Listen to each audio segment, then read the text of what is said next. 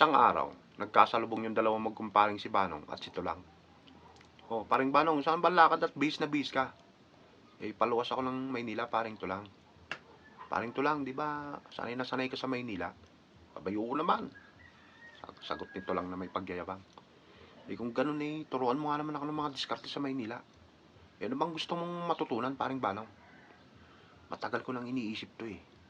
Ano ba yung elevator? Eh, madali lang yung elevator. Yung elevator, pag pumasok ka dyan sa isang building, may makikita kang isang maliit na silid. Ngayon, pag pumasok ka sa silid na yon, may mga numero sa loob, pipindot ka lang doon. Eh, kusa nang aakyat yun. Sabi, napakagaling naman pala ng elevator na yun, no? Eh, yung kayang escalator, paring Tulang, ano ba yun? Yung escalator naman, paring Banong, marami nun sa mga mall.